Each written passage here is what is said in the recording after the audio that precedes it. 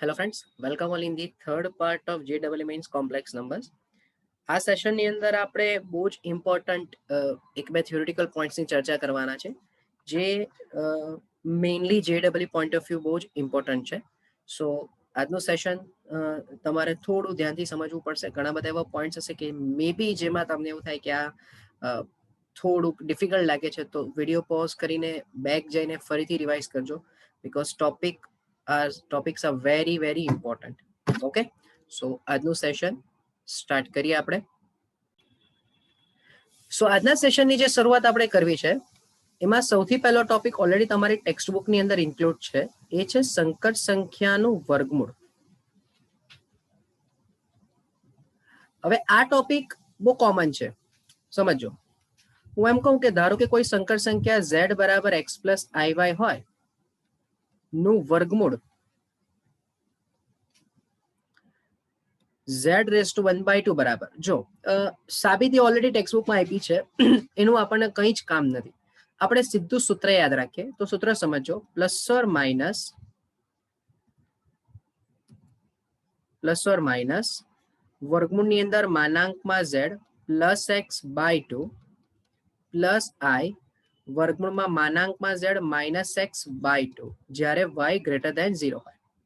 અને એનો જ બીજો જવાબ પ્લસ ઓર માઇનસ વર્ગમૂળમાં z plus x/2 minus i વર્ગમૂળમાં માનાંકમાં z માઇનસ x/2 જો y ની કિંમત લેસ ધેન 0. એટલે કે જો તમારી સંકર સંખ્યાનો કાલ્પનિક ભાગ ધન હશે તો તમે વચ્ચે પ્લસ નિશાની વાપરશો, અને કાલ્પનિક સંખ્યાનો જવાબ ઋણમાં હશે તો તમે વચ્ચે માઇનસની નિશાની વાપરશો. અને બંને જગ્યાએ આગળ પ્લસ ઓર માઇનસ તો છે જ. બધાને જ ખબર છે કે જે માનાંકમાં z બરાબર વર્ગમૂળમાં x² વત્તા y². બરાબર. આ જે મેં વાત કરી એ સંકર સંખ્યાના વર્ગમૂળની વાત કરી. હવે જે ઇમ્પોર્ટન્ટ ટોપિકની હું વાત કરવા જઈ રહ્યો છું એ છે એકના મૂળ, એટલે કે એકનું nમું મૂળ અથવા તો nth રૂટ્સ. એટલે આવું પણ લખી શકાય કે nth રૂટ ઓફ યુનિટી.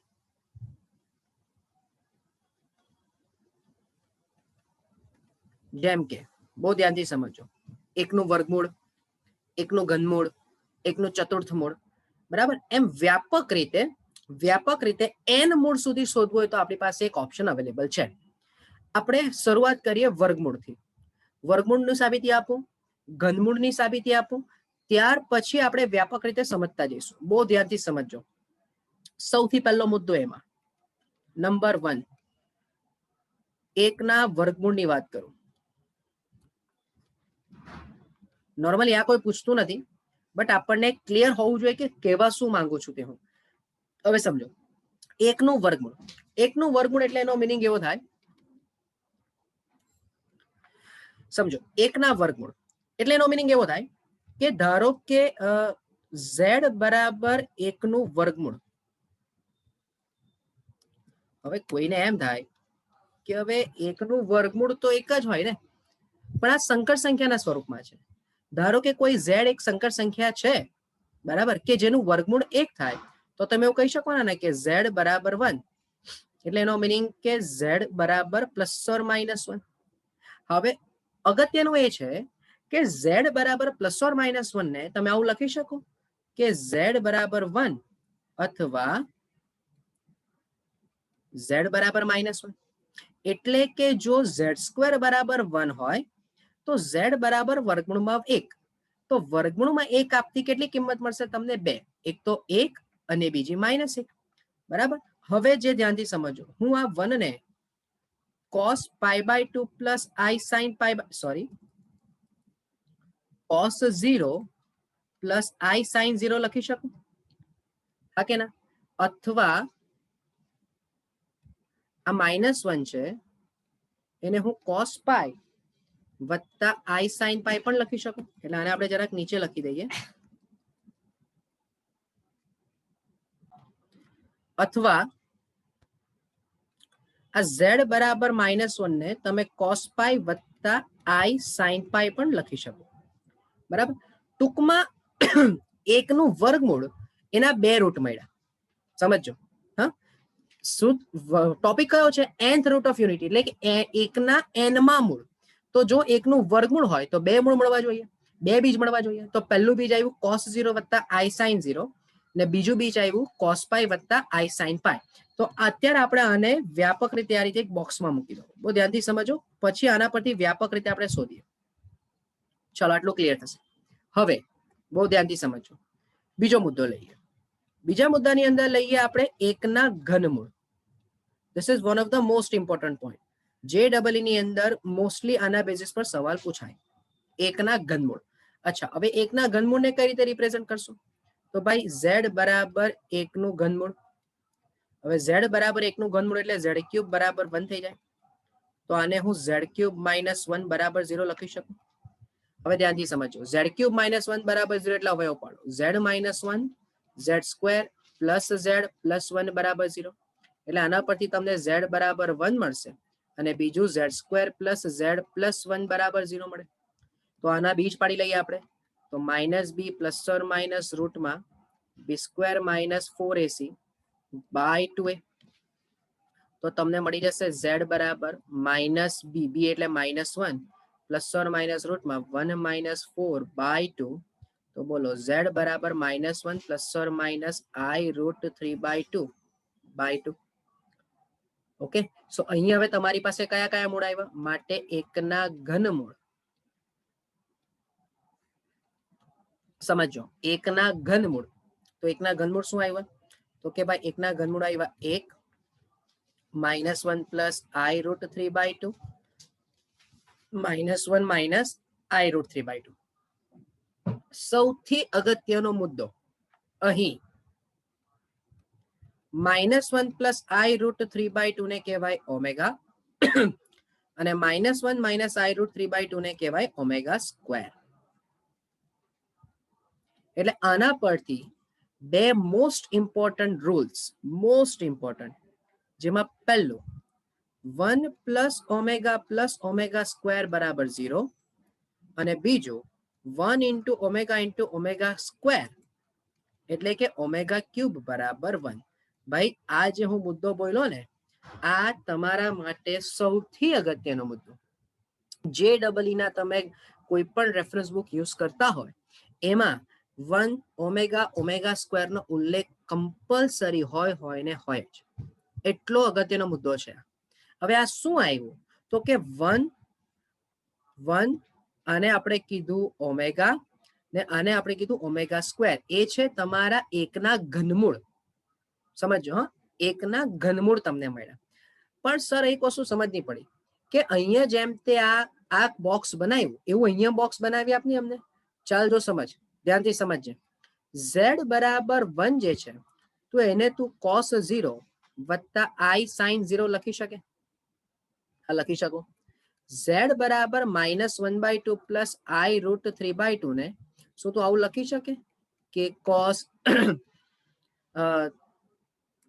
ધારો કે આપણે કહી દઈએ કે cos આ થઈ ગયું 5π/6 બરાબર, સોરી 2π/3 વત્તા i sin 2π/3.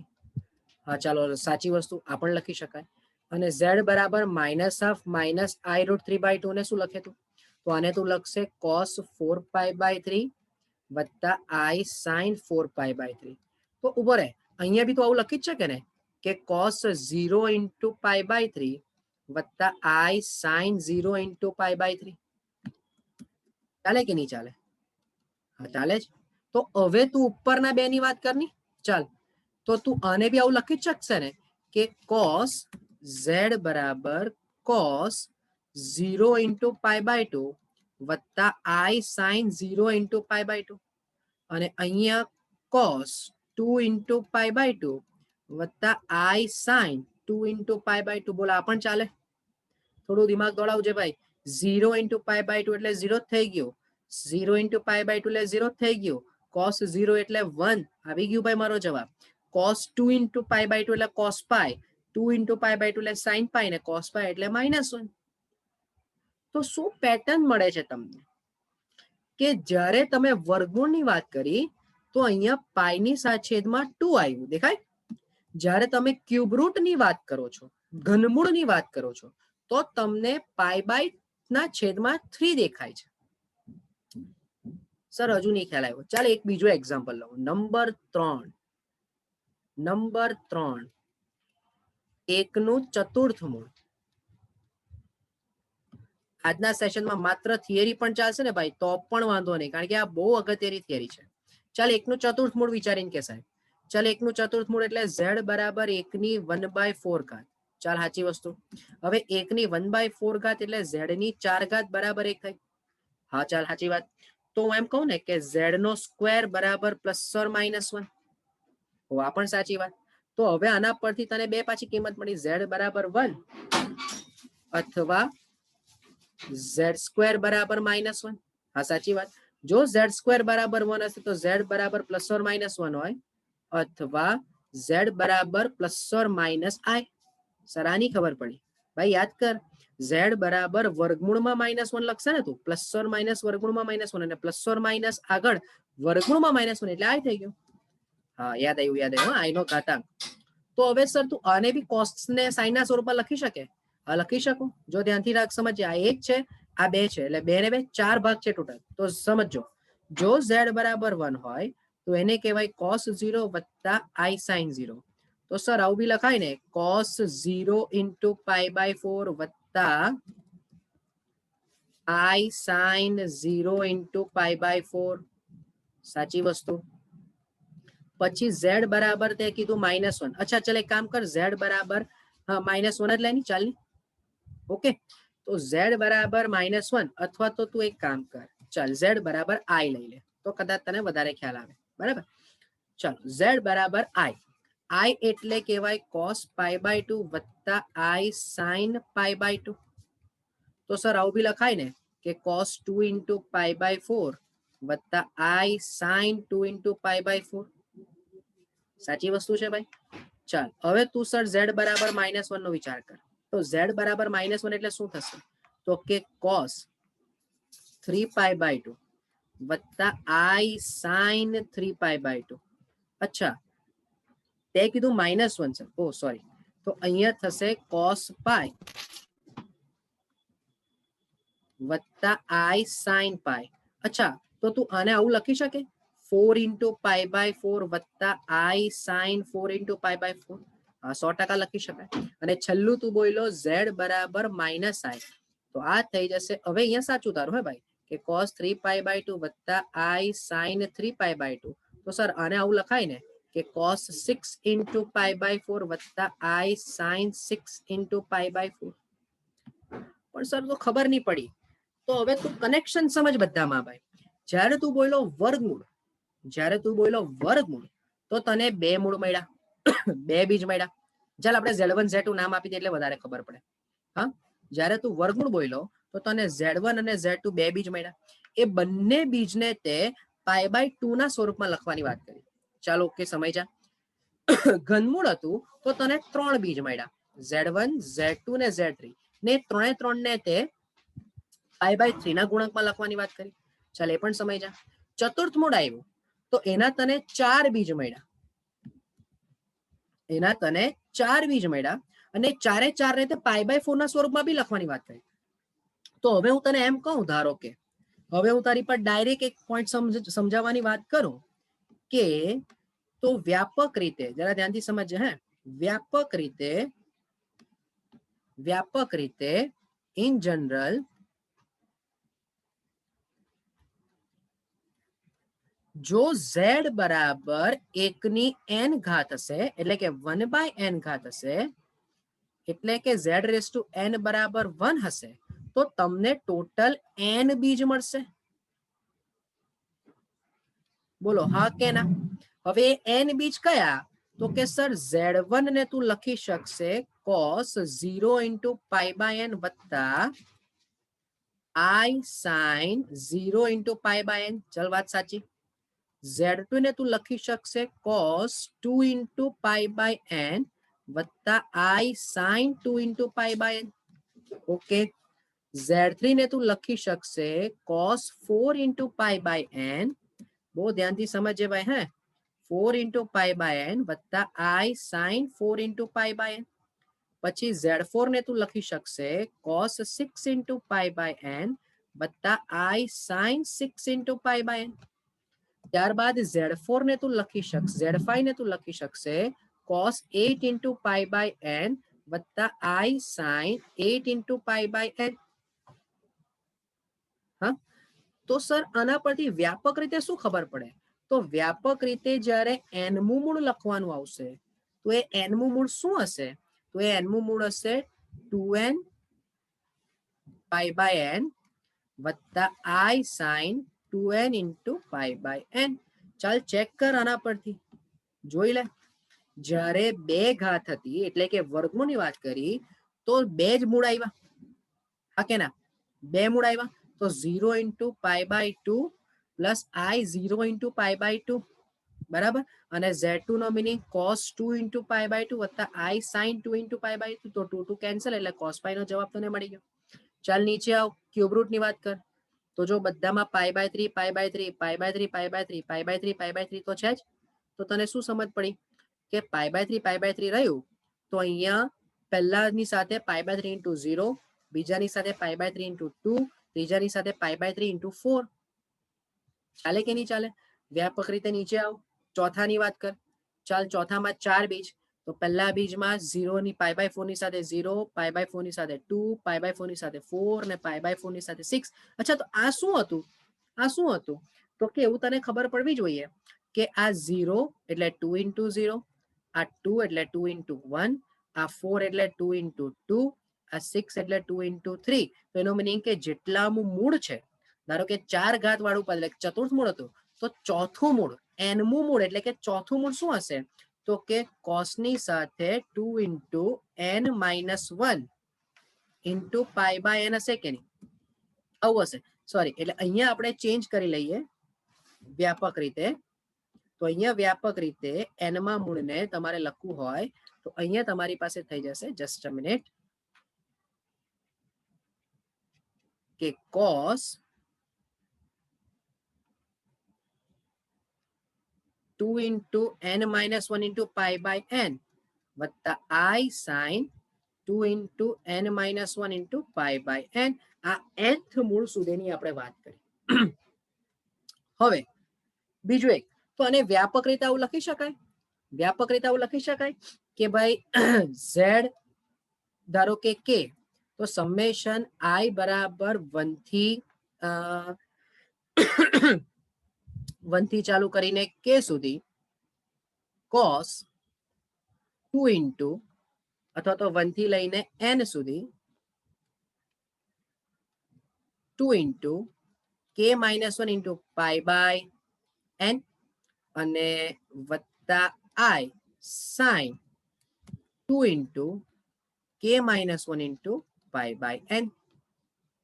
એટલે ધારો કે હવે તારે વર્ગમૂળની વાત કરવી છે, વર્ગમૂળની, તો બે બીજ હશે. તો બે બીજ એટલે n બરાબર તારે 2 મૂકવાનું, બરાબર. તો એક વખત તું k બરાબર I ની કિંમત, અચ્છા સોરી, એટલે અહીંયા આપણે k કરી દઈએ એટલે કન્ફ્યુઝન નહીં થાય, બરાબર. તો હવે જો તારે વર્ગમૂળ જોતું હોય, વર્ગમૂળ, તો તારે k બરાબર 1 મૂકવાનું, બરાબર. એટલે જો હું વર્ગમૂળની વાત કરું, વર્ગમૂળ શોધવાની, તો બે મૂળ મળશે. બે મૂળમાં પહેલા તારે k બરાબર 1 થી લઈને ક્યાં સુધી જવું પડે? 2 સુધી.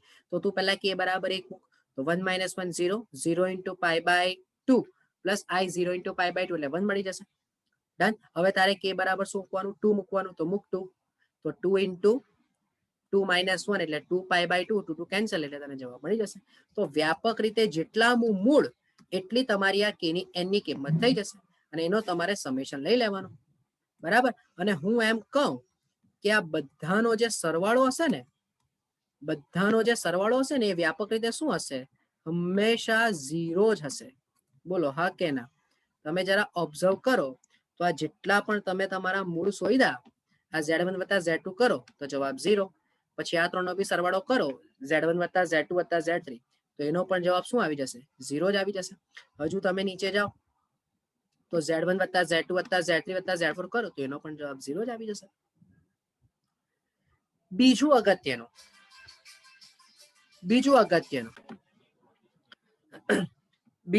હું ચર્ચા એમ કરવા માંગતો હતો, જરા ધ્યાનથી સમજજો. આજે ચતુર્થ મૂળ મળ્યું એ શું છે બેઝિકલી? તો ધારો કે તમે એને આર્ગન સમતલ પર પ્લોટ કરવા જાઓ,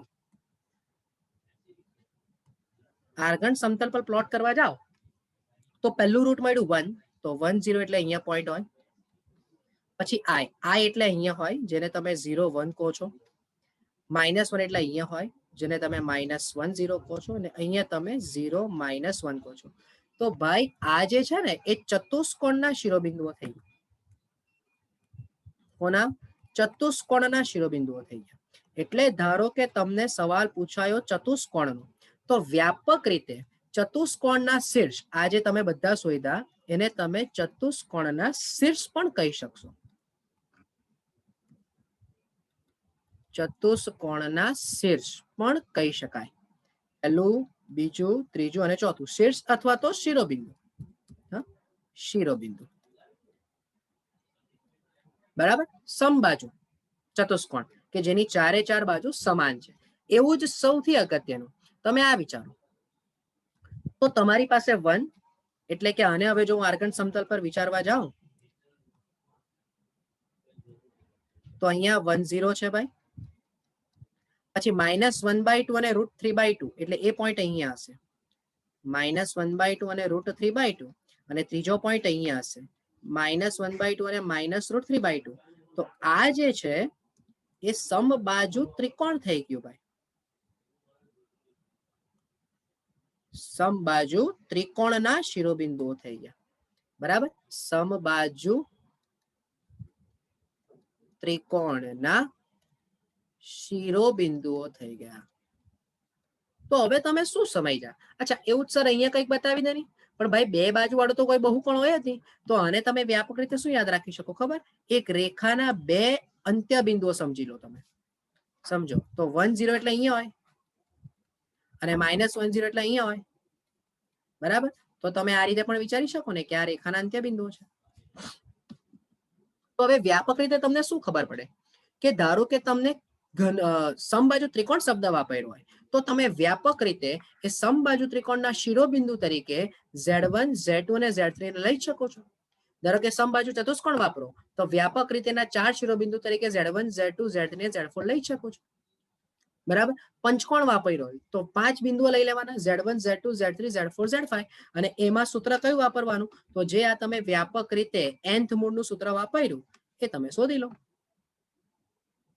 અચ્છા આને રિપ્લેસ કરી દઈએ. ધારો કે આ સૂત્ર બીજી રીતે, બહુ ધ્યાનથી સમજો. ધારો કે આને આપણે બીજી રીતે રિપ્લેસ કરીએ ઓર, તો હું આવું બી લખી શકું ને કે ZK બરાબર સમેશન K બરાબર 1 થી n - 1 cos 2K into pi by n plus I sin 2 times K into pi by n. બોલો આવું બી ચાલે ને? સરવાળે સરખું ને સરખું જ છે. તમે અહીંયા n મૂકીને K - 1 લખો કે અહીંયા n - 1 મૂકીને K લખો, થયું તો એકનું એક જ. એટલે ધારો કે n બરાબર K - 1 હોય. બરાબર. એટલે જેટલામું પદ છે n, K બરાબર 1 થી ચાલુ કરીને છેલ્લામાં છેલ્લું પદ તમારું કેટલું હશે? n - 1 સુધીનું હશે. ઓકે. આવું પણ તમે વિચારી શકો. અથવા તો ધારો કે n બરાબર K - 1, સોરી, તો n બરાબર K + 1 આવું પણ તમે મૂકી શકો. સોરી, K બરાબર n + 1 એટલે સોરી, તો અહીંયા આપણે n + 1 લઈ લઈએ.